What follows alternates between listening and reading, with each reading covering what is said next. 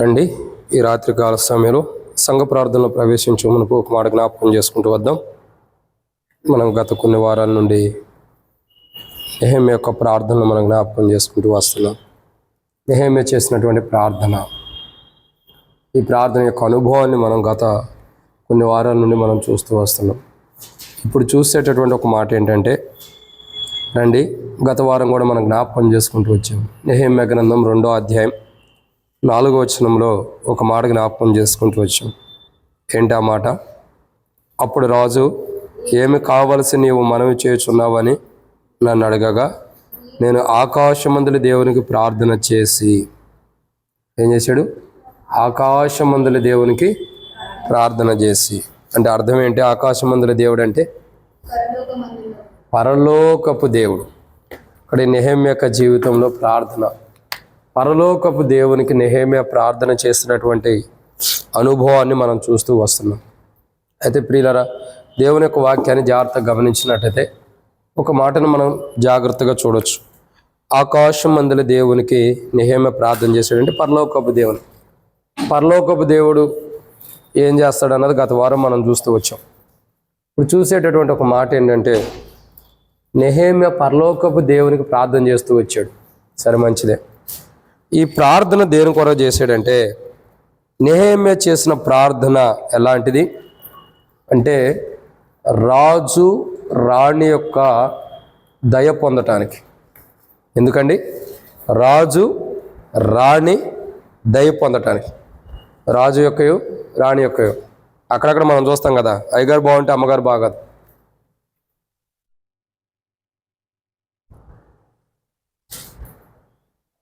ఎలా ఉండిద్దండి? అయ్యగారు బాగుంటే అమ్మగారు బాగదు, అమ్మగారు బాగుంటే అయ్యగారు బాగాడు. కాబట్టి ఇలాంటి వాళ్ళు ఉంటారు. అందుకే ఇద్దరు ఒకేసారి ఉన్నప్పుడు అడుగుతున్నాడు. ప్రార్థన చేశాడు దేవునికి. నెహెమ్యా చేసిన ప్రార్థన ఎలాంటిదంటే, రాజు రాణి దయ పొందటం కొరకు ప్రార్థన. దేని కొరకు చేశాడు? రాజు రాణి దయ పొందడం. రాజు దయ పొందాలా, అమ్మగారి దయ కూడా పొందాలి, రాణి గారి దయ కూడా పొందాలి.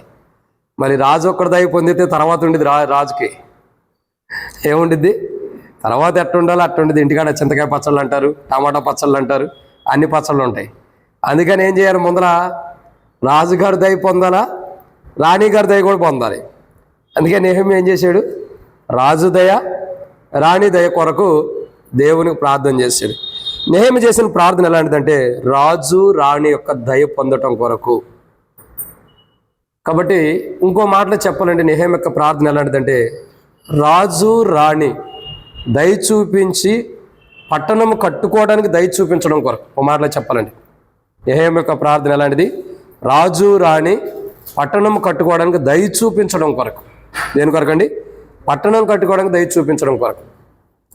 సహజంగా చూడండి, ఒక రాజుకుండే గుణలక్షణం ఏంటంటే, ఒక పనివాడు మన దగ్గర ఉన్నప్పుడు పనివాడు వెళ్ళి మనల్ని కాదని అంటే వేరే రీతిలో అర్థం చేసుకోవద్దు. మన దగ్గర నుంచి వెళ్ళి వేరే చోట ప్రాకారాలు కడుతున్నాడంటే ఎవడైనా ఒప్పుకుంటాడా?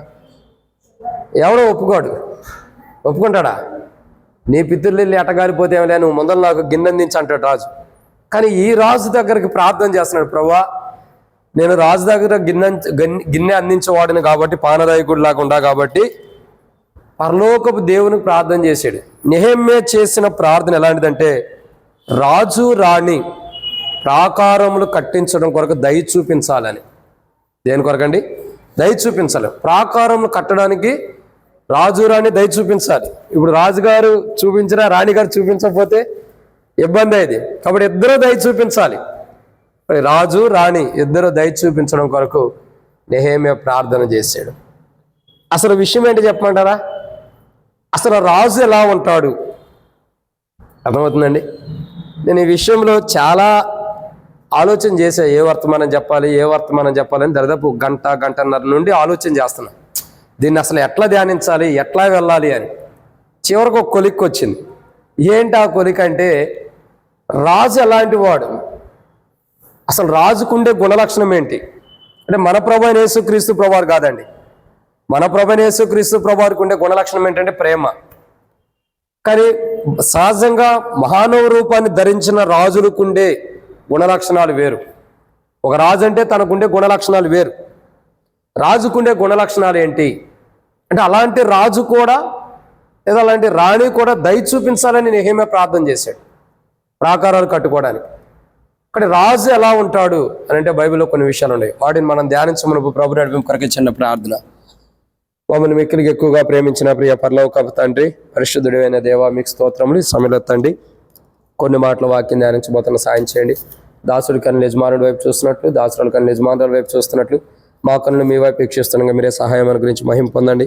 నీ ప్రజల పక్షాన నీకున్న దయ చొప్పున దయతో నన్ను జ్ఞాపకం చేసుకుని నాతో మాట్లాడి అక్కడ తీర్చి ముందున దీవించమని వాక్య వెలుగులో మా జీవితాన్ని సరిచేయమని ప్రార్థన చేస్తూ మీ దయ పొందుకునే వారిగా సిద్ధపరచమని మాతో మాట్లాడి రాజు దయ చూపించడం కొరకై మీరే సహాయం అనుగ్రహించి మహిమ పొంది మాతో మాట్లాడి అక్కడ తీర్చమని దేవా, మీ చిత్తానుసారంగా మమ్మల్ని నడిపించి మీ యొక్క సన్నిధిలో మీ చిత్తపు వెలుగులో మమ్మల్ని నడిపించి మహిమ పొందమని ఈరోజు వాక్యం ధ్యానించడానికి కావాల్సిన మాటలు పరలోకులను మీరు అనుగ్రహించండి. తెరవబడిన ఆకాశం మాకు అనుగ్రహించి ఆకాశం ఇప్పబడదాలను విస్తారమని పరిశుద్ధాత్మను అభిషేకించి మాతో మీరు మాట్లాడి శత్రు సిగ్గు మీకు మహిమ తెచ్చుకుని మాతో మాట్లాడి అక్కడ తీర్చమని వాక్యాన్ని దీవించమని వాక్యం ఎంతో దీవెనకరంగా చేయమని దేవనే బలహీనుండి మీరే బలపరచమని ప్రభువైన యేసుక్రీస్తు నామం పేరిట విశ్వాసంతో స్తుతించి ప్రార్థించి అడిగొడుకుంటున్నాం తండ్రి, ఆమేన్.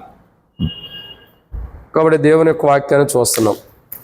నెహెమ్యా చేసిన ప్రార్థన ఎలాంటిదంటే, రాజు రాణి ప్రాకారములు కట్టడం కొరకై దయ చూపించాలని ప్రార్థన చేశాడు.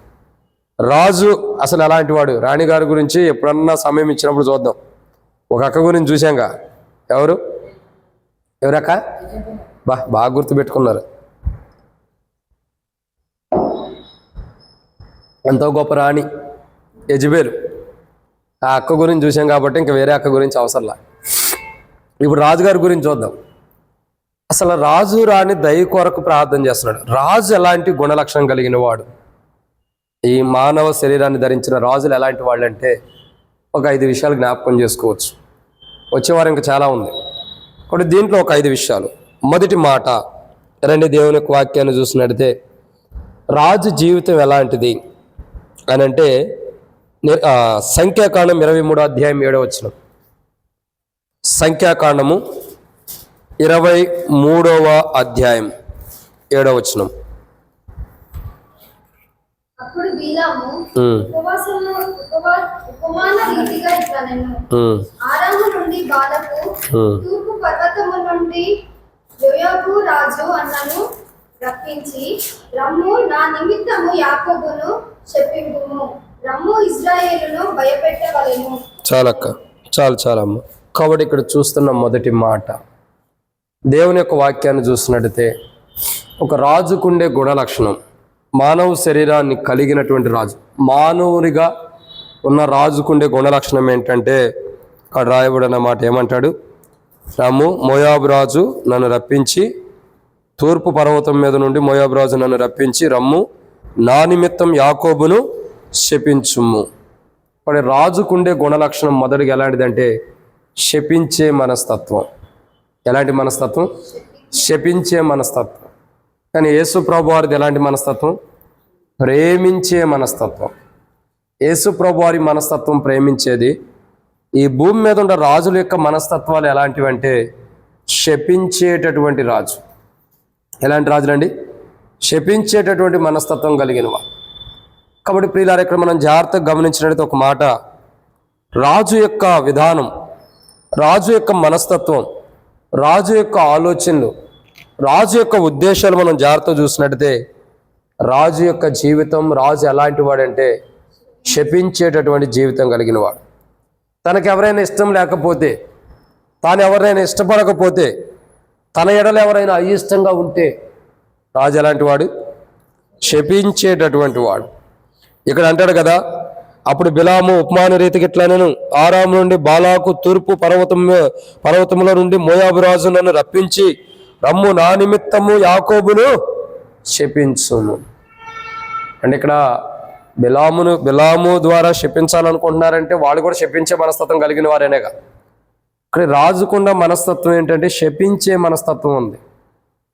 ఈ లోకంలో ఉన్న రాజుల యొక్క గుణలక్షణాలు, ఈ లోకంలో ఉన్న రాజుల యొక్క విధానం, ఈ లోకంలో ఉన్న రాజుల యొక్క మనస్తత్వం ఎలాంటిదంటే, వారి గుణలక్షణం ఏంటంటే శపించేటటువంటి విధానం.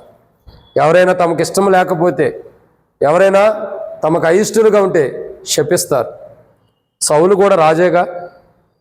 ఎవరిని శపించాడు చెప్పండి? ఎవరిని శపించాడు?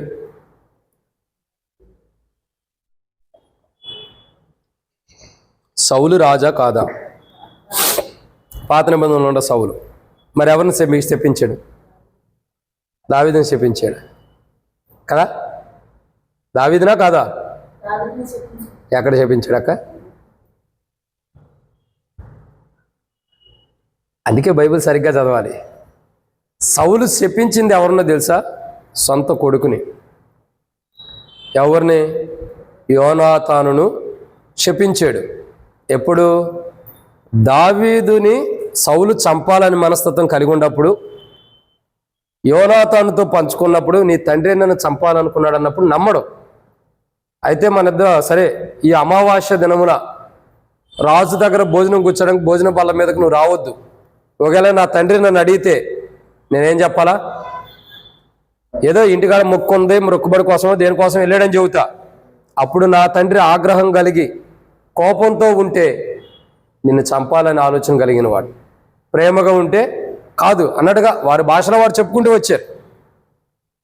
అప్పుడు యోనాతాన్ అంటాడు, నేనే పర్మిషన్ ఇచ్చాను, వెళ్ళటానికి అవకాశం ఇచ్చాను. దావీదు ఏడి? యెషయా కుమారుడు ఏడంటే లేడు, ఇంటికి పోయాడు. ఓ రోజు రాలా, రెండో రోజు, మూడో రోజు ఇప్పుడు అడుగుతాడు ఏడు అంటే ఇంటికి పోయాడు. అలాగేదో ఉత్సవాలు ఉండే, ఏదో పండుగ ఉందో, లేకపోతే ఏదో మొక్కుబడి ఉందో వెళ్ళాడు. కాబట్టి లేడు అని అంటే కోపం తెచ్చుకున్నవాడై సౌలు తన కుమారుడైన యోనాతాన్ అంటాడు, అడగగొట్టబడినటువంటి తల్లికి పుట్టిన దావాడా అని ఏదో ఒక మాట అంటాడు. అంటే యోనాతాను యొక్క తల్లిని శపిస్తాడు సౌలు. రాజుకుండా గుణలక్షణం ఏంటంటే శపించే మనస్తత్వం. తనకు విరోధంగా, తనకు అయిష్టంగా ఎవరైనా ఉంటే, ఎవరైనా తన ఎదుట అయిష్టులుగా ఉంటే శపించే మనస్తత్వం కలిగిన వాడు రాజు. మరి ఇలాంటి రాజు యొక్క దయ పొందటానికి నెహెమ్యా ప్రార్థన చేస్తున్నాడు. రాజుకున్న గుణలక్షణం ఏంటి? శపించే గుణలక్షణం. మరి ఇటువంటి గుణలక్షణం కలిగినటువంటి రాజు ఏ రాజుకైనా ఉండే గుణలక్షణం అదే. అక్కడ అలాంటి శపించే మనస్తత్వం కలిగిన రాజు యొక్క దయ పొందటం కొరకు నెహెమ్యా ప్రార్థన చేస్తున్నాడు. ప్రభువా, ఆ రాజు ఆ రాణి దయ నాకు కావాలి.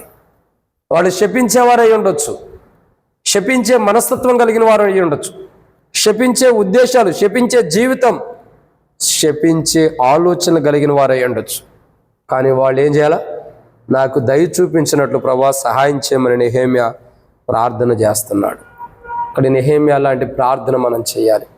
మనల్ని శపించేవారే మన పైన దయ చూపించడం కొరకు. మనల్ని ఎవరైతే శపిస్తారో, ఎవరైతే మనమంటే ఇష్టం లేదో, ఎవరైతే మన మీద శాపం వచ్చిన వాళ్ళు పలుకుతూ వస్తారో, వాళ్ళు మన పైన దయ చూపించే విధానంలో ప్రార్థన. ఇక్కడ నెహెమ్యా రాజు రాణి దయ చూపించడం కొరకు ప్రార్థన చేసుకున్నాడు. తద్వారా ఏం జరిగింది? రాజు రాణి దయ చూపించాలని ప్రార్థన చేశాడు. నెహెమ్యా ప్రార్థన దేవుడు విన్నాడు. కాబట్టి ఏం జరుగుతూ వచ్చింది? రాజుగారు దయ చూపించాడు, అమ్మగారు కూడా దయ చూపించింది. ఏం జరుగుతూ వచ్చింది? శపించాల్సిన రాజే ఎక్కడ పోతావు, ఇక్కడ వదిలేసి, ఈ అధికారం వదిలేసి, ఇక్కడ చేయాల్సిన పనులు వదిలేసి ఎక్కడ పోతావు అని శపించాల్సిన రాజులే దయ చూపించేలాగా చేశాడు నెహెమ్యా ప్రార్థన. ఇప్పుడు శపించాల్సిన రాజు ఏం చేస్తున్నాడు? దయ చూపిస్తున్నాడు. అంటే అక్కడ అర్థం ఏంటి? నెహెమ్యా యొక్క ప్రార్థన బలమైంది. శపించే రాజు దయ చూపించేలాగా మందిరం ప్రాకారాలు కట్టుకోవడానికి శపించేవారే దయ చూపించేలాగా, శపించేవారే ఏకీభవించడం కొరకై నెహెమ్యా యొక్క ప్రార్థన. ఈరోజు మనం అట్లాంటి ప్రార్థన చేయాలి. ఇది మొదటిది. రెండో విషయాన్ని చూద్దానండి. ఈరోజు చాలా లేట్ అయిపోయింది కాబట్టి రెండో విషయం. రెండోదిగా రాజులు ఎలా ఉంటారు? ఒకటి శపించే మనసు కలిగిన వారు. రెండోదిగా రాజుల యొక్క జీవితాలు ఎలా ఉంటాయి అంటే, రెండో మాట రండి దేవుని యొక్క వాక్యం చూసినట్టయితే నిర్గమాకాండం 14వ అధ్యాయం 5వ వచనం. నిర్గమాకాండము 14వ అధ్యాయం 5వ వచనం.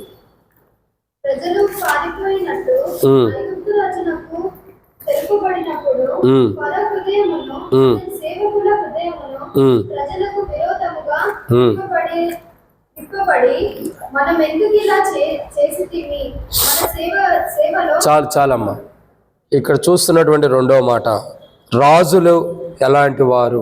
ఒకటి, శపించే మనస్తత్వం కలిగిన వారు. రెండోదిగా, అందరు రాజులు కాదండి, కొందరు రాజులు. రెండు, రాజులు ఎలాంటి వారంటే, రెండోదిగా రాజు రాణి. రెండోదిగా రాజు ఎలాంటి వాడంటే ప్రజలకు విరోధమైన హృదయం కలిగిన వాడు. ప్రజలు ఒకటంటే ఆయన ఇంకోటి అంటాడు. మనం కాదక్క, రాజు. ప్రజలు ఒకటంటే రాజు ఇంకోటి అంటాడు. అంటే రాజు ఇష్టం, రాజు అనేక కోణాల్లో మాట్లాడవచ్చు, ఎందుకంటే ఆయన రాజుగారు, ఆయన ఏం చెబితే అదే. కాబట్టి ఇక్కడ దేవుని యొక్క వాక్యం చూసినట్టయితే నిర్గమాకాండంలో 14వ అధ్యాయం 5వ వచనంలో చూడగా ప్రజలకు విరోధమైన హృదయం కలిగి ఉన్నాడు రాజు. ఇప్పుడు నెహెమ్యా వెళ్ళి, అయ్యా నా పితరుల పట్టణము, నా పితరుల సమాధులుండ పట్టణము కాల్చివేయబడింది, కూలద్రోయబడింది, నేను కట్టుకోవడానికి వెళ్ళాలంటే ఇప్పుడు రాజు హృదయం ఎలా ఉండాలి? సహజంగా నెహెమ్యాకి విరోధముగా ఉండాలి రాజు హృదయం. నెహెమ్యాకి ఎలా ఉండాలా? విరోధంగా ఉండాలి. నెహెమ్యా మనకంటే జ్ఞానవంతుడు. రాజు దగ్గరికి వెళ్ళకముందే ముందలే ప్రార్థన చేసుకుంటున్నాడు. తర్వాత రాజు అడిగిన తర్వాత కూడా ప్రార్థన చేస్తున్నాడు. ఎంత తెలియగలవాడో చూడండి నెహెమ్యా. మనం తెలివి తక్కువ వాళ్ళం కాబట్టి మనం ఏం పొందుకోలేకపోతున్నాం. అవునా? ఏం కీర్తన అట్న అవుతున్నా? మన తెలివి ఎలాంటిది? గాడిద మోసిన బూడిద గోతం లాంటిది. ఎంత మోసినా గాడిద బూడిద గోతం ఉపయోగం లేదు. బూడిద ఏం చేసుకుంటాం? మన తెలివి కూడా అంతే, ఎంత తెలివి ఉండే ఉపయోగం లేదు. కానీ నెహెమ్యా తెలివి చూడండి, మొదట ప్రార్థన చేసుకున్నాడు, ఉపవాస ప్రార్థన. తర్వాత రాజు అడగంగానే కూడా ప్రార్థన చేశాడు దేవునికి. నెహెమ్యా యొక్క ప్రార్థన ఎంత గొప్పదో. నెహెమ్యా అంత ప్రార్థన చేశాడు కాబట్టి శపించే రాజు హృదయం, రాజు యొక్క మనసు మారింది. తర్వాత ప్రజలకు విరోధమైన హృదయం కలిగిన రాజు యొక్క హృదయం కూడా మారిపోతుంది. ప్రజలకే విరోధమైనటువంటి హృదయం కలిగిన వాడు. సహజంగా నేను అనుకోవచ్చు, నెహెమ్యా ఎక్కడికో పోయిన ప్రాకారాలు కట్టడం ఏంటి, ఎక్కడికో పోయి సమాధి నుండి పట్టణం కట్టుకోవటం ఏంటి, ఎక్కడో పోవద్దు, అక్కడ ఉండేవాళ్ళు ఆడ కట్టుకుంటారులే, నీకెందుకు, నువ్వు ఏడు ఉండి అని అనొచ్చుగా. రాజు ప్రార్థన చేశాడు కదా. ఆ ప్రార్థన ఎలాంటిది? రాజుల హృదయాలు నీటి కాలువల వలె ఆయన చేతిలో ఉన్నాయి. ప్రార్థన చేసిన వాడు యథార్థమైన ప్రార్థన చేశాడు. ఇప్పుడు ఆయన చేతిలో ఉన్న రాజుని ఆయన ఇష్టం వచ్చిన చొప్పున ఆయన తిప్పేస్తున్నాడు. నెహెమ్యా ప్రార్థన చేశాడు, ప్రభువా మరి రాజు యొక్క విధానం చూడగా బహుశా శపించేవాడు అయినప్పటికీ మంచి మనసు కలిగిన వాడిగా సిద్ధపరచు. ఇప్పుడు రాజులో మంచి మనసు వస్తుంది, శపించే మనసు లేదు. రెండు, ప్రజల వైపు హృదయం, విరోధమైన హృదయం కలిగిన వారు రాజు. కానీ ఇక్కడ చూడగా నెహెమ్యా యొక్క ప్రార్థన బట్టి రాజు హృదయం ఎలా ఉందండి? మారిపోయింది. విరోధమైన హృదయం కూడా మారిపోతుంది. ఇప్పుడు లేదు, నెహెమ్యా ఎక్కడికో పోయి ఎందుకు ప్రాకారాలు కట్టాలని అంటలా. రాజు ఎంతకాలం పట్టింది నీకు వెళ్ళటానికి అని అడుగుతున్నాడు. అంటే అక్కడ అర్థం ఏంటి? విరోధమైన హృదయం కలిగిన రాజు యొక్క హృదయాన్ని మార్చేసాడు దేవుడు. ప్రార్థన, సంఘం యొక్క ప్రార్థన ఎంత విలువైనదో గమనించండి. సంఘం యొక్క ప్రార్థన ఎంత విలువైందో మనం గమనించాలి. సంఘం ప్రార్థన ఎంతో విలువైంది. ఈ సంఘ ప్రార్థన మనల్ని శపించేవారు, మందిరం కట్టుకుంటున్నా, మందిరం ప్రాకారాలు కట్టుకుంటున్నా శపించేవారు ఎంతోమంది ఉంటారు. వాళ్ళని శపించే వారి మనసు మార్చేయగలడు దేవుడు సంఘం చేసే ప్రార్థన. రెండు, సంఘం చేసే ప్రార్థన బట్టి ఇంకా ఎలాంటి విరోధమైన హృదయం కలిగిన వారు కూడా మనం మందిరం కట్టుకునే కాడకు వచ్చి విరోధులకు ఎంతమంది వచ్చినా వారి హృదయాలు మార్చగలిగిన వాడు ఎవరు? దేవుడు. రాజులు లాంటి వారు వచ్చినా, అధికారులు లాంటి వారు వచ్చినా, గొప్పవారు వచ్చినా, ధనికులు వచ్చినా, ఎవరొచ్చినా హృదయాలు మార్చగలిగిన వాడు ఎవరు? దేవుడు. రాజుల హృదయాలే మార్చే దేవుడు మానవులమైన సహజమైన మనుషులమైన మన హృదయాలు మార్చలేడా? గొప్ప గొప్ప రాజుల హృదయాలే, మనుషులే వాళ్ళు కూడా, కానీ వాళ్ళ హృదయాలు మార్చే దేవుడు మన హృదయాలు మార్చలేడా? మానవులు లాంటి హృదయాలు ఖచ్చితంగా మారుస్తాడు. కాబట్టి మనం ఏం చేయాలా? నెహెమ్యా లాంటి ప్రార్థన. నెహెమ్యా చేస్తున్న ప్రార్థన ఎలాంటిదంటే రాజు రాణి ప్రాకారాలు కట్టడం కొరకై దయ చూపించాలని ప్రార్థన చేశాడు. దయ చూపించడం కొరకు. రాజు ఎలాంటి వాడు? ఒకటి, శపించేటటువంటి వాడు, శపించే మనసు కలిగిన వాడు. రెండు, ప్రజలకు విరోధమైన హృదయం కలిగిన వాడు. ప్రజల ఎడల విరోధమైన హృదయం కలిగిన వాడు. ఇప్పుడు విరోధమైన హృదయం కలిగిన వాడు ఏం చేస్తున్నాడు? నెహెమ్యాతో అంటున్నాడు కదా, ఎంతకాలం పట్టింది నువ్వు వెళ్ళి రావడానికి? విరోధమైన హృదయం కలిగిన వాడి హృదయం. నెహెమ్యా అక్కడికి వెళ్ళటంతోనే దేవుడు అతని హృదయాన్ని ఏం చేశాడు? మార్చేసేసాడు. నెహెమ్యా తన ఎదుటికి రాగానే విరోధమైన హృదయం కలిగినటువంటి రాజు యొక్క హృదయాన్ని దేవుడు మార్చేసేసాడు. ఇప్పుడు అడుగుతున్నాడు, నెహెమ్యా నీకు ఏం కావాలి?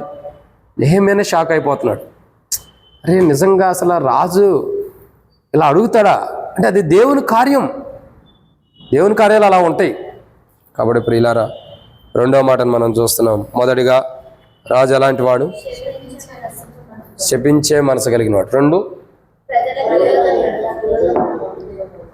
ప్రజల ఎడల విరోధమైన హృదయం కలిగిన వాడు. మూడు, రాజు ఎలాంటి వాడంటే, రండి దేవుని యొక్క వాక్యాన్ని చూద్దాం, టైం కూడా అయిపోయినట్టుంది, త్వరగా ముగిద్దాం. మూడవదిగా రాజు ఎలాంటి వాడు అని అంటే, మూడో మాట నిర్గమకాండం 3వ అధ్యాయం 19వ వచనం. నిర్గమకాండం 3వ అధ్యాయం 19వ వచనం.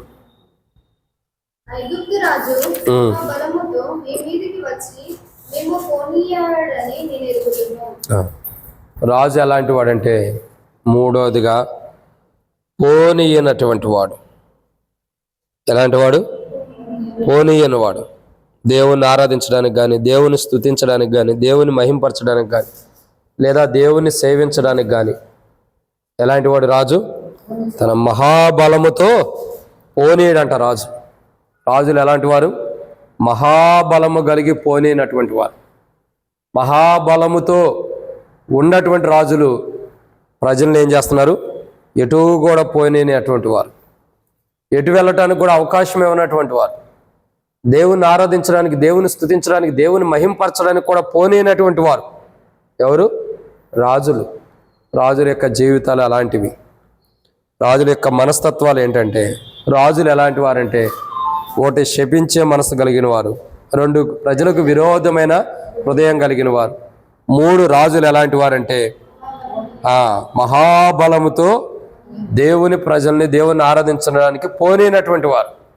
మహాబలముతో పోనీనటువంటి వారు అంటే ప్రజలు దేవుని ఆరాధించడానికి, దేవుని మహింపరచడానికి, దేవుని స్తుతించడానికి పోనీనటువంటి వారు రాజులు. ప్రత్యేకంగా ఈ దేవుని ఆరాధించడానికి అసలు పోనీనటువంటి వారు. మరి ఇలాంటి రాజు లాంటి వారు నెహెమ్యా దగ్గర ఉండే రాజు కూడా. నెహెమ్యా ఏ రాజు దగ్గర ఉండరు, ఆ రాజు కూడా ఇలాంటి వాడే. కానీ దేవుడు ఏం చేశాడు? ఏ రాజు అయితే పోనీయనటువంటి మనస్తత్వం కలిగిన వాడుకుంటాడో ఆ రాజే పోనిచ్చేటట్టు చేశాడు. ఏ రాజు అయితే పోనీయనటువంటి మనస్తత్వం, దేవుని ఆరాధించడానికి కానీ, దేవుని స్తుతించడానికి కానీ, లేదా దేవుని పని చేయడానికి కానీ, దేవుని పరిచర్య చేయడానికి కానీ ఏ రాజు అయితే అడ్డగించాడో ఆ రాజుకే దేవుడు ఏం చేశాడు? పోనిచ్చే మనసుని ఇస్తున్నాడు. అంటే మారు మనసుని ఇస్తున్నాడు. ఏ రాజు అయితే పోనివ్వట్లేదు ఆ రాజుకి ఏం చేస్తున్నాడు? మారు మనసుని ఇస్తున్నాడు. పో నెహెమ్యా, ఎంతకాలం పట్టింది నువ్వు వెళ్ళి రావడానికి? ఎంత సమయం పట్టవచ్చు నువ్వు పోయి రావడానికి? ఒక రకంగా అడుగుతున్నాడంటే పోనిచ్చే మనస్తత్వం వచ్చిందనేగా. రాజుకు కానీ రాణికి కానీ ఏమొచ్చింది? పోనిచ్చే మనస్తత్వం. సరే పో, నీ పితృలుండా గ్రామానికి, సమాధులుండా పట్టణానికి వెళ్ళు, దాన్ని కట్టుకోవడానికి నీకు అవకాశం ఇస్తున్నావు, కానీ ఎంతకాలం పట్టింది నువ్వు వెళ్ళి రావడానికి? ఎంతకాలం, సరిపోయిరా పో. అంటే పోనీనటువంటి వారు దేవుని సన్నిధి కానీ, దేవుని పట్టణమును కానీ, దేవుని నివసించే స్థలము కలిగినటువంటి, ప్రాకారములు కలిగినటువంటి పట్టణమునకు పోనీనటువంటి రాజుల యొక్క జీవితాలు అలాంటివి. కానీ ఇక్కడ ఏం జరుగుతుంది? రాజు పోనిస్తున్నాడు. నెహెమ్యా అడగటంతోనే రాజు ఏం చేస్తున్నాడు? పోనిస్తున్నాడు. 2వ అధ్యాయంలో మనం చూస్తే ప్రియులారా, ఇక్కడ మనం గమనించాల్సింది ఏంటంటే, రెండోదిగా రాజులు ఎలాంటి వారంటే, ఒకటి శపించే మనస్తత్వం, రెండు ప్రజల పైన కఠినమైన హృదయం కలిగినటువంటి వారు, మూడు దేవుణ్ణి ఆరాధించడానికి పోనీకోకుండా మహాబలముతో ఆపేసేటటువంటి వారు. కానీ ఇలాంటి రాజు యొక్క మనసు కూడా కరిగించాడు దేవుడు. కరిగించి దేవుని సన్నిధికి కట్టుకోవడానికి, ప్రాకారాలు కట్టుకోవడానికి పోనిచ్చాడు దేవుడు. రాజు యొక్క మనసు కరిగింది, అమ్మగారి యొక్క మనసు కూడా కరిగింది. ఎవరి మనసు? అమ్మగారు. అయ్యగారి మనసే కాదు, అమ్మగారి మనసు కూడా కరిగింది. వాడు ఇద్దరు కలిసి ఏం చేశారు? ఇప్పుడు నెహెమ్యా అని పంపిస్తున్నారు. పోన్లే, మళ్ళీ రాజు బొమ్మన్న తర్వాత రాణి వద్దాందనుకో మళ్ళీ అలిగిద్ది ఇంటికాడ చింతకాయ పచ్చళ్ళు. ఇవన్నీ ఆడ ఈ బాధలన్నిటికంటే రాణి కూడా బొమ్మ ఉంది. అసలు నేను అనుకుంటా రాజుని అడగటంతోనే రాజు ముందర రాణి ఎంక చూసుంటాడేమో. ఏమమ్మా నువ్వేమంటా, పొమ్మంటావా వద్దంటావా? ఆ పొమ్మన్లే పోన్లే, సమాధులుండే పట్టణమేగా. రైట్ నెహెమ్యాకి బావచ్చు, నువ్వు అమ్మగారు పర్మిషన్ ఇచ్చాడు, ఇక నాది ఎంత పర్మిషను అమ్మగారు ఇస్తే వెళ్ళిపో. ఏమనుకున్నాడో మరి, పోయి పట్టణం కట్టడానికి వెళ్ళాడు. ప్రియులారా, రాజు ఎలాంటి వాడంటే, ఒకటి శపించే మనసు, 2 ప్రజలకి విరోధమైన హృదయం కలిగిన వాడు, 3 ప్రజలు దేవుని ఆరాధించడానికి కానీ దేవుని సన్నిధిని కట్టుకోవడానికి కానీ దేవుణ్ణి గణపరచడానికి కానీ పోనేనటువంటి వారు రాజులు. అలాంటి రాజు లాంటి వాడే ఈ రాజు. అలాంటి అనుభవం కలిగిన వాడు అయినప్పటికీ, ఒకవేళ నేను అనుకుంటున్నా అలాంటి అనుభవం కలిగిన వాడు అయినప్పటికీ దేవుడు అతని జీవితాన్ని మార్చేసాడు, ఆ రాజు యొక్క జీవితం. కారణం నెహెమ్యా యొక్క ప్రార్థన. ఇది ఎన్నో మాట? 3. 4వ విషయాన్ని చూద్దారండి. 4వదిగా యెహోషువ గ్రంథం 5వ అధ్యాయం. యెహోషువ గ్రంథము 5వ అధ్యాయము 1వ వచనం.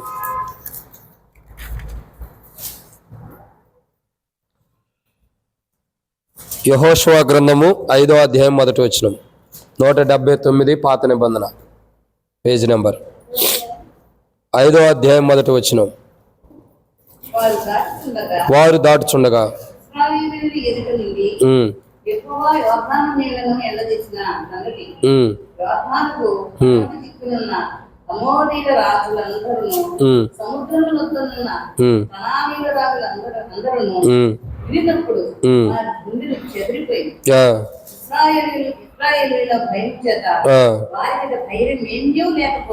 అదే. కాబట్టి సహజంగా రాజుల యొక్క జీవితాలు ఎలా ఉంటాయంటే, ఇక్కడ రాయబడుతున్న మాటను జాగ్రత్తగా మర్మంగా అర్థం చేసుకుంటే, వాళ్ళ దేవుడు ఇలాంటి గొప్ప కార్యాలు చేశాడు కాబట్టి వాళ్ళని అసలు మన దగ్గరికే రానియకూడదు అనుకుంటారు. రాజులు ఎలాంటి వాళ్ళు? ఆ దేవుని కార్యాలు చూసిన తర్వాత వీళ్ళని అసలు మన దగ్గరకు కూడా రానియొద్దు అంటారు. ఎందుకంటే భయపడిపోతున్నారు కదా. అసలు వాళ్ళ జీవితాలు ఎలా ఉన్నాయి చెప్పండి? గుండెలు చెదిరిపోయినాయి అంట. దేవుడు చేసిన గొప్ప కార్యాలను చూసి రాజుల హృదయాలు ఏమైపోయినాయి? రాజుల గుండెలే చెదిరిపోయిన గుండెలు మొత్తం కూడా. అందరికీ హార్ట్ అటాక్ వచ్చి ఉండొచ్చు, హాస్పిటల్ లేవుగా, హార్ట్ అటాక్ వచ్చి ఉండొచ్చు. అలాంటి గొప్ప కార్యం, అమ్మో వాళ్ళ దేవుడు ఎట్లా చేశాడా. ఓ రకంగా ఇలాంటి మనస్తత్వం కలిగిన వాళ్ళు ఎలా ఉంటారంటే, వారి దేవుడు ఎలా చేశారంటే అసూయపరులుగా ఉంటారు. ఎలా ఉంటారు? అసూయపరులుగా. మనం కూడా అప్పుడప్పుడు అసూయపరులుగా ఉంటాం. నేను ప్రార్థన చేస్తే దేవుడు నాకు ఇవ్వలేదు, వాళ్ళకి ఇచ్చాడని అసూయపడే వారంగా ఉంటాం. ఏం చేస్తాం? మనకి ఇది కావాలి, ఏదో ఒకటి, ఓ ఫోన్ కావాలి, ప్రార్థన చేసాం, దేవుడు ఇవ్వలా, వేరే వాళ్ళకి ఇచ్చాడు, మనకేమనిపించింది? అసూయ. ఈ పెన్న కావాలి, దేవుడు నాకు ఇవ్వలా, వేరే వాళ్ళకి ఇచ్చాడు, అసూయ. ఒక్కొక్కసారి సేవకుడు కూడా ఎవరైనా రాసుకునేటప్పుడు పెన్నలు లేకపోతే పెన్నలు ఇస్తాడు. సేవకుడు పని ఏంటంటే పెన్నలు తెచ్చి ఇంట్లో పెట్టుకుంటాడు. ఒక 20 పెన్నులు 30 పెన్నులు రోజు బ్యాగ్లో పెట్టుకుంటారు, 2-3 పెన్నులు. ఎవరైనా రాయటానికి లేని వాళ్ళకి ఇచ్చేస్తూ ఉంటా, చూస్తా, గమనిస్తా, ఇచ్చేస్తూ ఉంటా. కొంతమంది అనుకుంటారు సేవకుడు వాళ్ళకే ఎందుకు ఇస్తాడు, మాకెందుకు ఇవ్వడని అసూయ పడేవాడు కూడా ఉంటారు. ఇది పెన్న విషయంలో కూడా అసూయనా? 5 రూపాయల పెన్నకు కూడా అసూయ పడేవాళ్ళు ఉంటారు. అంటే ఎట్లా అసూయ పడేటటువంటి వాడు రాజు. రాజు యొక్క మనస్తత్వం, రాజుల యొక్క మనస్తత్వాలు ఏంటంటే అసూయ. ఏముంటుంది? అసూయ. వాళ్ళ దేవుడు ఎట్ట చేశాడంటే మనం జాగ్రత్తగా ఉండాలా, వాళ్ళకే దేవుడు అట్ట చేశాడంటే అని ఒక అసూయ. కానీ ఇక్కడ రాజుకి అసూయ ఉంటల్లా. అసూయ కలిగిన వాడు అయ్యి ఉండొచ్చేమో కానీ ఈ రాజుకు అసూయ రావట్లా. ఎందుకని? ప్రేమ వస్తుంది కానీ అసూయ రావట్లా. ఎందుకంటే దేవుడు చేసిన కార్యం అలాంటిది, తనలో దేవుడు జరిగించిన అద్భుతం అలాంటిది. నెహెమ్యా యొక్క ప్రార్థన, నెహెమ్యా చేసినటువంటి ప్రార్థనకి ఎంత బలం ఉందో చూడండి. ఒకటి, శపించే మనసు కలిగిన రాజు లాంటి వాడు మనసు మారిపోతుంది. దేవుని ప్రజలకి విరోధమైన హృదయం కలిగిన వాడి హృదయం మారిపోతుంది. దేవుని ప్రజల్ని పోనీనటువంటి గుణం కలిగిన వాడు, ఆరాధించడానికి కానీ స్తుతించడానికి కట్టుకోవడానికి కూడా పోనీనటువంటి గుణం కలిగిన వాడు గుణం మారిపోతుంది. ఇంకా అసూయ కలిగినటువంటి రాజులు, ఇప్పుడు ఏమైంది? రాజులు కూడా మారిపోతున్నారు. అసూయ కలిగిన రాజు లాంటి వాడు అయినప్పటికీ ఇప్పుడు రాజు ఎలా ఉన్నాడు? ఇక్కడ వెళ్ళు నెహెమ్యా, వెళ్ళి కట్టుకోపో, ఓ ప్రాకారాలు కట్టుకోపో, వెళ్ళి ఏం కట్టుకోవాలి అది కట్టుకో. అసూయ లేదు ఇక. అంటే ఎక్కడ రాజుకు అసూయ లేదు. అసలు రాజులందరూ ఎలా ఉంటారో మనం చూస్తున్నాం. రాజులుండే గుణలక్షణం ఏంది? శపించే మనసు, దేవుని ప్రజలకు విరోధమైనటువంటి హృదయం, దేవుని ప్రజలు దేవుని ఆరాధించడం పోనినటువంటి గుణలక్షణం కలిగిన వారు, ఇంకా అసూయ కలిగినటువంటి రాజులు. కానీ ఇక్కడున్న రాజు అలాంటి వాడు కాదు. శపించే మనసు లేదు, కఠినమైన హృదయం లేదు, క్షమించండి, విరోధమైన హృదయం లేదు, ఇంకా ఇంకా పోనీయని గుణం లేదు, ఇంకా అసూయ లాంటి మనస్తత్వం కూడా లేదు, అసూయ కలిగినటువంటి జీవితం కూడా లేదు. ఎందుకని? ఈ రాజుకి ఎందుకు ఇలాంటి మనస్తత్వాలు లేవంటే నెహెమ్యా మొదటే ప్రార్థన చేశాడు. నెహెమ్యా మొదటే ప్రార్థన చేశాడు లేదా? నెహెమ్యా గ్రంథం మొదటి అధ్యాయం, నెహెమ్యా గ్రంథం మొదటి అధ్యాయం. ఎక్కడ నెహెమ్యా ప్రార్థన చేశాడు? నెహెమ్యా గ్రంథం మొదటి అధ్యాయం 11వ వచనం. యెహోవా చెవియొగ్గి నీ దాసునైన నా మొర విని, నా మొర నీ 12వ వచనం కూడా ఉంది కదా. 11 వచ్చినారు, 12 ఉండయా? 11 ఉండే కదా. చదవండి 11వ వచనం. యెహోవా చెవియొగ్గి నీ దాసుడైన నా మొరను నీ నామమున భయభక్తులతో ఘనపరచుటయందు ఆనందించు నీ దాసుల మొరను ఆలకించి ఈ దినమందు నీ దాసుని ఆలోచన సఫలపరిచి ఈ మనుషుడు నా యందు దయ చూపునట్లు అనుగ్రహించుమని నిన్ను బతిమలాడుకొనుచున్నాను. ఇప్పుడు అర్థమైందండి? నెహెమ్యా దగ్గరున్న రాజు అందరిలాంటి రాజుగా ఎందుకు లేడంటే మొదటే నెహెమ్యా ప్రార్థన చేశాడు రాజు కొరకు. ఏం చేశాడు? మొదటే ప్రార్థన చేశాడు నెహెమ్యా రాజు దగ్గరికి వెళ్ళక మునిపే. ప్రభా, ఈ రాజు శపించేవాడు అయి ఉండొచ్చు, ఈ రాజు హృదయం అందరికి విరోధంగా ఉండొచ్చు, అందరికి కఠినంగా ఉండొచ్చు, అందరికి విరోధంగా ఉండొచ్చు, ఇంకా ఈ రాజు పోనీయనటువంటి గుణలక్షణం కలిగిన వాడు ఉండొచ్చు, ఈ రాజు శపించి అసూయ కలిగిన వాడు ఉండొచ్చు. కానీ నేను ఆ రాజు దగ్గరికి వెళ్ళగానే ఆ రాజు దయ నాకు కావాలి. రాజుది ఒక్కడిదే కాదు, అమ్మగారి దయ కూడా కావాలి. ఎవరిది? రాణి దయ కూడా కావాలి. కాబట్టి నువ్వే దయచేయి. మేము వారి దగ్గరికి వెళ్ళినప్పుడు వాళ్ళ దయ నాకు ఉండాలా. వాళ్ళు పట్టణం కట్టుకోవడానికి వెళ్ళమనే మనసు వారికి రావాలి. అలాంటి మనసు వారికి ఇచ్చేటట్టు సాయం చే ప్రభు అని ప్రార్థన చేశాడు. అంటే ఒక పని మీద వెళ్ళక మునుపు మొదటే ప్రార్థన చేసుకుని వెళ్ళాడు. తద్వారా ఏం చేశాడు? దేవుడు కార్యమును సఫలం చేసేవాడు. అందుకే అంటాడు కదా నెహెమ్యా, నీ దాసుని ఆలోచన సఫలపరిచి, నీ దాసుని ఆలోచన సఫలపరచు అని అంటున్నాడు. అదే విషయాన్ని దేవుడు సఫలపరిచినప్పుడు నెహెమ్యా యొక్క ప్రార్థన గొప్పదిగా ఉంటుంది. 2వ అధ్యాయం 20వ వచనం. అందుకు నేను ఆకాశమందుల నివాసి అయిన దేవుడు తానే మా యత్నమును సఫలం చేయను గనుక ఆయన దాసులను మేము కట్టుటకు పూనుకొనుచున్నాము. యెరూషలేమునందు మీకు భాగము స్వాతంత్రమైనను జ్ఞాపక సూచనైనను లేదని ప్రత్యుత్తరం ఇచ్చితిమి. మేమేం చేస్తున్నాం? కట్టుటకు పూనుకుంటున్నాం. ఏం కట్టడానికి? ప్రాకారాలు కట్టడానికి. ఏ ప్రాకారాలు అయితే కట్టాలో అవి కట్టడం కొరకు ఏం చేస్తున్నాను? పని పూనుకుంటున్నాం. ఇప్పుడు ఈ పని జరిగించాల్సింది ఎవరు? దేవుడే. ఈ పని కొరకు దేవుడు ఎవరిని వాడుకున్నాడు? రాజును వాడుకున్నాడు. మొదట ఎవరిని? రాజుని. నెహెమ్యా ప్రార్థన చేసి వచ్చాడు, నెహెమ్యా మేనే. కానీ నెహెమ్యాకి దేవుడు ఎవరిని వాడుకునేటట్టు ఇచ్చాడు? రాజుని. రాజే కదా. మ్రాణులు కానీ అవన్నీ ఇవ్వడానికి మరి పత్రిక రాసి పంపించింది అవతల ఉన్న వ్యక్తికి. మరి ఇవన్నీ దేవుడు వాడుకుంటున్నటువంటి పాత్ర. నెహెమ్యా యొక్క కార్యం ఏమైంది? సఫలం చేస్తున్నాడు దేవుడు. అంటే మనం కూడా పని పూనుకొని ప్రాకారాలు కట్టుకోవటానికి ఆరంభిస్తే సఫలం చేసేవాడు దేవుడే. అందుకంటాడు కీర్తన గ్రంథం 20వ అధ్యాయంలో, ఏం చేస్తాడు? నీ కార్యము సఫలం చేయనుగాక, నీ కార్యము సఫలం చేయనుగాక. 20వ అధ్యాయమేనా? చూడండి కీర్తన గ్రంథం. నాది కొత్త బైబిల్ అయ్యేసరికి త్వరగా తీయటానికి కష్టమైపోతుంది. కీర్తనల గ్రంథం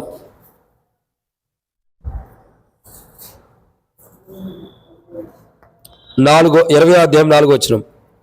నీ కోరికను సిద్ధింపజేసి నీ ఆలోచన యావత్తును. ఇప్పుడు నెహెమ్యా ఆలోచన సఫలమైందా లేదా? నెహెమ్యా ఎలాంటి ఆలోచన కలిగి ఉన్నాడు? ఎలాంటి ఆలోచనతో నెహెమ్యా ఉన్నాడు? తన ఆలోచన సఫలం చేసాడు దేవుడు. ఎలా? మొదటే ప్రార్థన చేయటన్నారు. మనం ఒక పని మీద వెళ్తున్నామంటే మొదటే మనం ప్రార్థన చేసుకోవాలి. తద్వారా దేవుడు ఏం చేస్తాడు? ఆ పనిని సఫలం చేస్తాడు. ఆ పనిని సఫలం చేసేవాడు ఉంటాడు. కాబట్టి ఇక్కడ 4వ కోణాన్ని చూస్తున్నాం.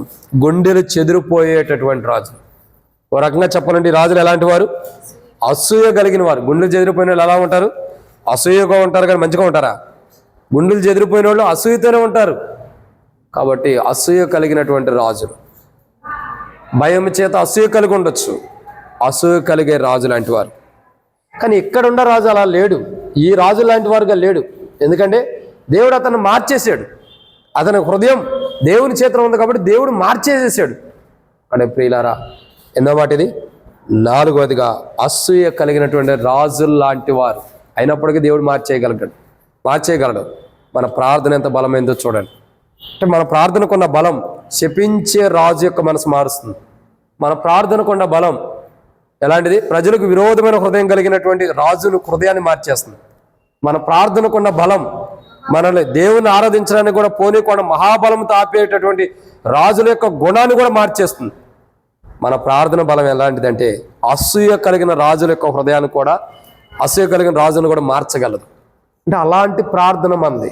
మన ప్రార్థనకున్న బలం అంత గొప్పది. ఇంకా 5వదిగా నెహెమ్యా చేసిన ప్రార్థన చూస్తున్నాం.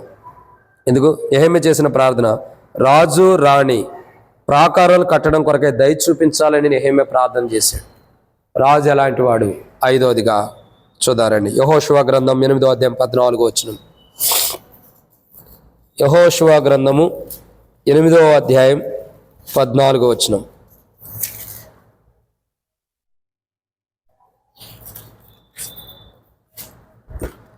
యెహోషువ గ్రంథం 8వ అధ్యాయం 14వ వచనం.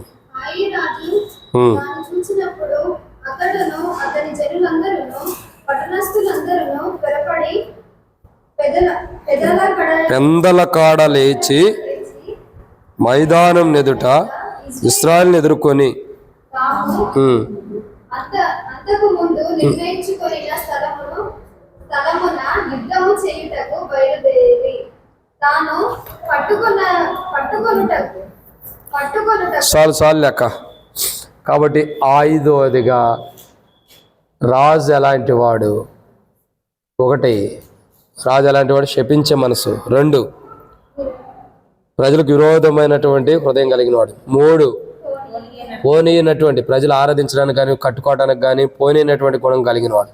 4, అసూయ కలిగిన వాడు.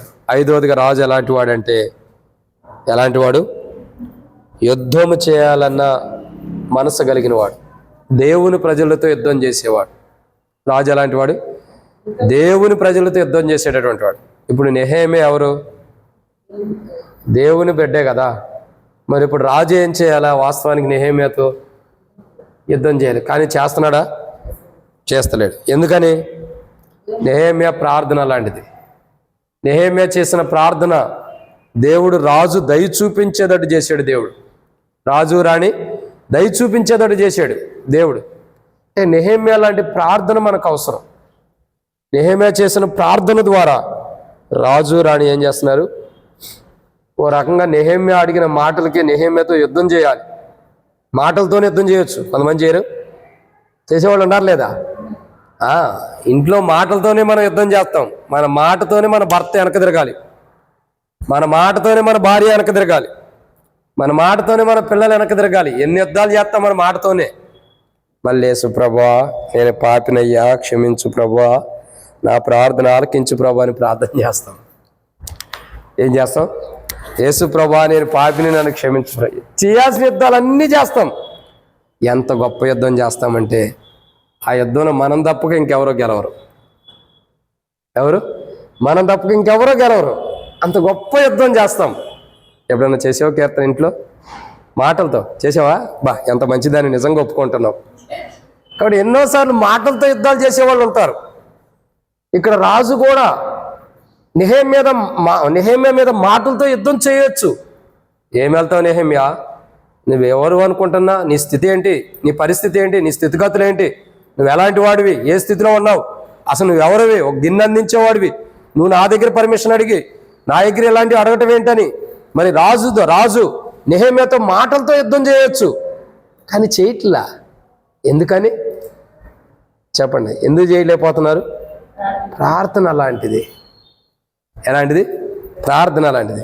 ఇప్పుడు మనం ప్రార్థన చేస్తాం, ప్రభా నేనే యుద్ధం చేయాలి, నేనే యుద్ధంలో గెలవాలి. ఎలాంటి ప్రార్థన? మాటల్లో అయినా చేష్టల్లో అయినా నేనే యుద్ధం చేయాలి, నేనే గెలవాలి. కానీ నెహెమ్యా చేసిన ప్రార్థన వేరు. నెహెమ్యా చేసిన ప్రార్థన బట్టి మాటలతో యుద్ధం చేయాల్సిన రాజు ఏమయ్యాడు?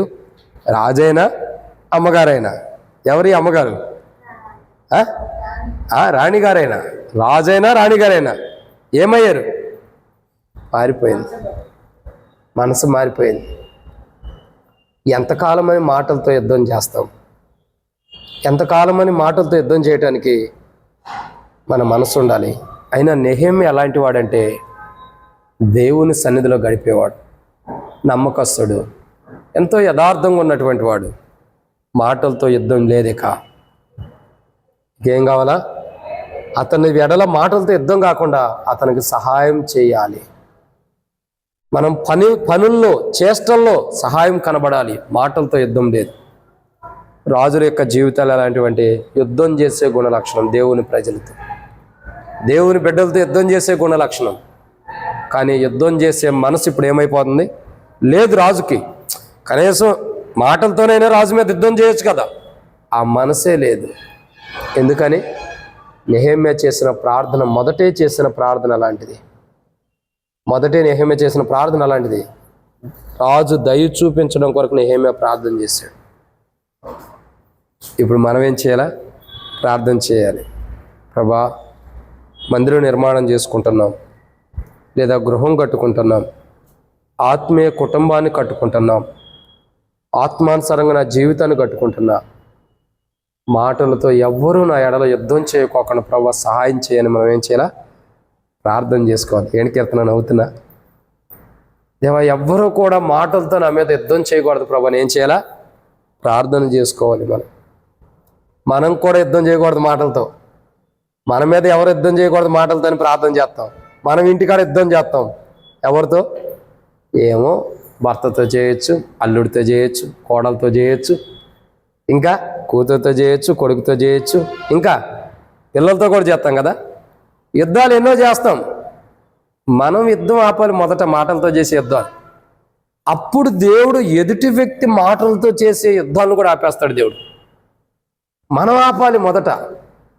అసలు విషయం ఏంటంటే ఈరోజు మనం నెహెమ్యా లాగా ఉండటం కొరకు ప్రార్థన చేయాలి.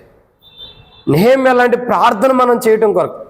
నెహెమ్యా రాజుతో మాటలతో యుద్ధం చేస్తున్నాడా? మౌనంగా ఉన్నాడు. ఏమైంది? రాజు అడుగుతున్నాడు, ఏమైంది నెహెమ్యా, ఎట్లున్నా? అయ్యా, నా పితరులు సమాధులుండ పట్టణం కాల్చివేయబడింది, కోల్చబడింది. మరి నేను ఎట్టుంటాను? కట్టుకోవాలి కదా. నీకేం కావాలి చెప్పు, నీ మనమేంటి? నేను కట్టుకోవడానికి వెళ్ళాలి. రాజుగారు దయ చూపిస్తే నేను వెళ్తా. ఓహో, ఇంతేనా? దయ చూపిస్తా పో. నెహెమ్యా మాటలతో యుద్ధం చేశాడా? లేదు. ఏ కుటుంబంలో అయినా, ఏ మందిరములైనా, సంఘములైనా మాటలతో యుద్ధాలుండ సంఘములో, మందిరములో ఆ మందిరం కట్టబడదు, ఆ మందిరం అభివృద్ధి ఉండదు. ఖచ్చితంగా చెబుతున్నా కదా, మాటలతో యుద్ధాలు ఉంటాయి. నువ్వెంత అంటే నువ్వెంత అనుకునే మాటలతో యుద్ధాలు చేసుకునే మందిరాలు కూడా ఉన్నాయి. మందిరాలు ఎందుకు అంటున్నానంటే, మందిరంలో ఉండే విశ్వాసం. అలా యుద్ధం చేసుకునే వాళ్ళు ఉంటారు. సేవకుడు నువ్వెంత, విశ్వాసం నువ్వెంత, అయిపోయా. మాటలతో యుద్ధాలు చేసుకునే వాళ్ళం ఉంటాం. కుటుంబంలో కూడా యుద్ధాలు చేస్తాం. భర్తతో భార్య, భార్యతో భర్త, పిల్లలతో తల్లిదండ్రులు, తల్లిదండ్రులతో పిల్లలు, అత్తతో కోడలు, కోడలతో అత్త, అల్లుడితో అత్త, ఆ మామ కానీ, మామతో అల్లుడు కానీ, అత్తతో కానీ ఎన్ని యుద్ధాలు ఉంటాయో రోజు. ఈ యుద్ధాలు మొదట మనం ఆపేస్తే దేవుడు నెహెమ్యా లాంటి జీవితం మనకిస్తాడు. మనమే యుద్ధం చేస్తే చెప్పి శారదాక ఏందక్క నీరసం అయిపోయావు? మనమే యుద్ధం చేస్తే మన పక్షమున దేవుడు యుద్ధం చేయడు, మనకి విరోధి అయి దేవుడు యుద్ధం చేస్తాడు. దేవుడు మన పక్షమున యుద్ధం చేయాలంటే మనం ఏం చేయాలా? చెప్పు కీర్తన, ఇంట్లో మాటలతో యుద్ధం చేయకూడదు, మౌనంగా ఉండాలా, ప్రార్థన చేయాలి.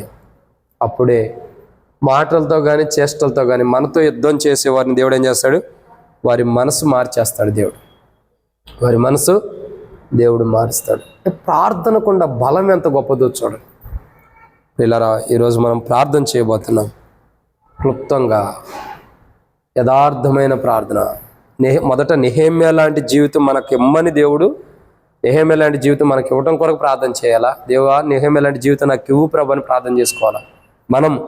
మనం నెహెమ్యా లాంటి జీవితం కొరకు ప్రార్థన చేసుకోవాలి. 2, ప్రభువా నా ఎడల, నెహెమ్యా ప్రార్థన చేస్తున్నాడు, రాజు దయ చూపించినట్లని. నెహెమ్యా చేసిన ప్రార్థన ఎలాంటిదంటే, రాజు రాణి ప్రాకారంలో కట్టడం కొరకు దయ చూపించాలని ప్రార్థన చేస్తున్నాడు. ప్రాకారంలో కట్టడం కొరకు రాజు రాణి దయ చూపించడం కొరకు. అసలు రాజుల యొక్క గుణ లక్షణం ఎలాంటిది? 1, శపించే మనసు. 2, ప్రజలకు విరోధమైన హృదయం కలిగిన వారు. 3, ప్రజల్ని ఆరాధించడానికి కానీ, కట్టడానికి, దేవుని మందిరం కట్టడానికి కానీ, దేవుని ప్రకారం కట్టుకోవడానికి కానీ, దేవుని సన్నిధి కానీ పోనీనటువంటి గుణ లక్షణం. 4, అసూయ కలిగినటువంటి వారు. 5, దేవుని ప్రజలతో యుద్ధం చేసేవారు, మాటలతోనైనా చేష్టలతోనైనా యుద్ధం చేసేటటువంటి వారు. మరి ఇలాంటి రాజు లాంటి మనస్తత్వం కలిగిన వారైనా మారిపోతున్నారు.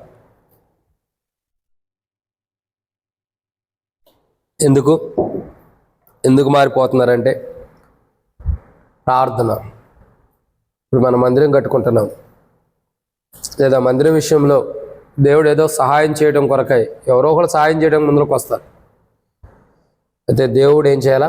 అందరూ హృదయాలు మార్చడం కొరకు ప్రార్థించాలి. ప్రాముఖ్యంగా మందిరం కట్టేటప్పుడు అబ్జెక్షన్ చేసేవారి మనస్తత్వాలు మార్చడం, వారు క్షపించడానికి వచ్చిన వారు మన ఎడల విరోధంగా ఉంటారన్న, ఇంకా వారు దేవుని ఆరాధించడం మందిరం కట్టుకోకుండా ఆపాలనే గుణలక్షణం కలిగి ఉండ, ఇంకా అసూయ కలిగిన వారు గుండా, ఇంకా యుద్ధం చేసేవారు, మాటలతో యుద్ధం చేసేవారైనా, ఎలాంటి వారైనా వారిని దేవుడు శపించాలని కాదు, వారి కుటుంబాలు క్షేమంగా ఉండాలా, వారు ఏ ఇబ్బంది చేయకోకుండా దేవుని మందిరాన్ని కట్టుకోవడం కొరకు మనం ఏం చేయాలా? ప్రార్థన చేయాలి. సంఘం కట్టుకోవడానికి కూడా అలాంటి ప్రార్థన అవసరం. నెహెమ్యా లాంటి ప్రార్థన. నెహెమ్యా మొదటే ప్రార్థన చేశాడు కార్యం జరగకముందు. అసలు ఒక పని చేయకముందే నెహెమ్యా ప్రార్థన చేసి పని చేస్తున్నాడు. కానీ నెహెమ్యా లాంటి ప్రార్థన మనకు అవసరం. ఏదైనా మన జీవితంలో మన ఇంట్లో ఒక పని చేయాలంటే మొదట ప్రార్థన తర్వాతే ఏదైనా. కాబట్టి ప్రార్థన, నెహెమ్యా లాంటి ప్రార్థన దేవుడు మనకిస్తే రాజులు ఎలాంటి వారైనా, ఈ 500 అనుభవం కలిగిన రాజులైనా మార్చబడతారు. మన పట్ల దయ చూపించేవారు ఉంటాడు. ఇట్లాంటి రాజులు కలిగిన వారైనా ఇలాంటి జీవితం మనలో ఉంటే మనం మార్చబడి నెహెమ్యా లాంటి ప్రార్థన జీవితం కలిగి మనం దేవుని ద్వారా ఆశీర్వాదాలు, దీవెనలు పొందుకున్నట్లు సంఘమునకు, మందిరానికి, మన కుటుంబాలకి, మనకిని, లేదా ఇంకా తోటి విశ్వాసులకును దేవుడు తన దయ చూపించలాగున, దేవుని దయ ప్రభువైన యేసుక్రీస్తు ప్రభు యొక్క సిలువ ద్వారా మనకు అనుగ్రహించబడుతుంది. ఆ దయను మనం పొందుకున్నట్లు ప్రభు సన్నిధిలో ప్రార్థన చేసుకోవాలి. ఎందుకంటే ఆయన పరలోకపు రాజు, ఆయన ఇలాంటి గుణలక్షణాలు కలిగి లేడు, ఆయన ప్రేమ కలిగిన వాడు. ఆ ప్రేమ కలిగిన దేవుని యొక్క దయ పొందుకోవాలి మనం. 2వదిగా భూమి మీద ఉన్న రాజుల యొక్క దయ కూడా మనకు పొందుకోవాలి. అలా పొందుకోవడం కొరకు మనం ప్రార్థించాలి. రాజులు అసూయ కలిగిన వారు ఉంటారు, రాజులు శపించేవారు ఉంటారు, రాజులు కఠినమైన హృదయం, విరోధమైన హృదయం కలిగిన వారు ఉంటారు, రాజులు దేవుని సన్నిధికి, దేవుని ఆరాధించడానికి కానీ కట్టడానికి కానీ పోనీనటువంటి వారు ఉంటారు, ఇంకా రాజులు యుద్ధం చేసేవారు ఉంటారు. కానీ ఇలాంటి స్థితిలో ఉన్న రాజులు, ఇలాంటి స్థితిలో ఉన్న మనుషులైనా మనకేం చేయకూడదంటే నెహెమ్యా లాంటి ప్రార్థన మనం చేసుకోవాలి. నెహెమ్యా లాంటి ప్రార్థన మనం చేయాలి. నెహెమ్యా లాంటి ప్రార్థన మనం చేసుకుని మన జీవితాన్ని కాపాడుకుంటూ, ఆత్మీయ జీవితాన్ని కాపాడుకుంటూ, దేవుని మందిరాన్ని కట్టుకోవడం కొరకై దేవుడు మనకి సహాయం చేయలాగున సంఘ క్షేమం కొరకు మందిరం కట్టుకోవడం కొరకై అదే రీతిలో సంఘం ఆత్మీయంగా కట్టుకోవడం కొరకు దేవుడు సహాయం చేయలాగున మనం ఏం చేయాలా? ప్రార్థించాలి. ఇలాంటి మనస్తత్వం కలిగిన వారు ఎవరైనా అబ్జెక్షన్ చేస్తుంటే వారిని దేవుడు మార్చి వారి కుటుంబాలకు కూడా రక్షణ ఇచ్చి వారిని దేవుడు ఆశీర్వదించలాగున ప్రార్థన చేయాలి. అటు ప్రార్థన మనం చేయనట్లు నెహెమ్యా లాంటి ప్రార్థన రాజులు సైతం మనుషులు సైతం కఠినమైన వారైనా మన ఎల్ల దయ చూపించే లాంటి ప్రార్థన మనం చేయనట్లు ప్రభు మనకి సహాయం చేయనుగాక. ఆమేన్. ప్రార్థనలో ప్రవేశిద్దాం. ప్రకటనలు జ్ఞాపకం చేసుకునండి. తెలియపరచబడిన ప్రకటనల ప్రకారం క్లుప్తంగా ప్రార్థన చేయండి.